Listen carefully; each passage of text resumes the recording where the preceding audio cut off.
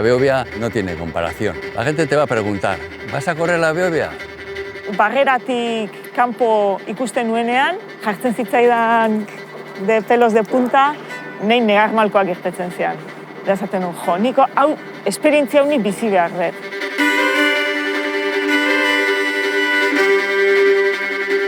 Pues es una satisfacción tan grande que no sé ni explicarme. Gracias, Dios mío, un año más.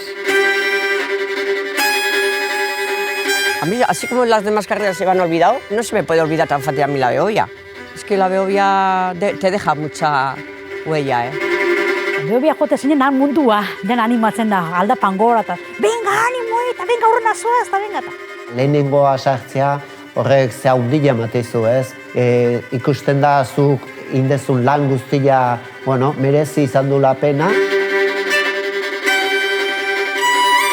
Cuando ves las caras, cuando les ponen el micro y responden con esa emoción, con esas lágrimas de alegría, con esos abrazos, ¿no?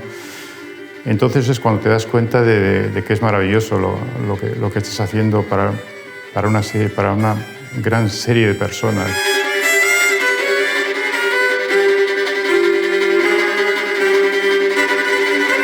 O sea, yo creo que nosotros vivimos en la Behobia. Por eso pienso que tenemos que cuidar muchísimo la Behobia, hacerla más profesional y con ello fomentar nuestro deporte popular. Gaizkizu azten momentuan zure izena entzutea, hori, zure txeko bat balitz bezala, venga, venga. Zure indarra itzen dagoendik haunditu. Jota zaude eta enbeste jendek bultzatzeak laguntzen dizu plus hori ematen,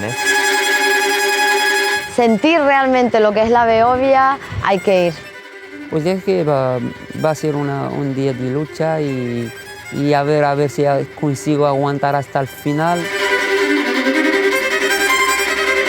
Hemen Behobian sentitzen dana, ez duzu beste inun sentitzen. Ikutu zeina da, opa dizkiot urte pila, 1000 urte.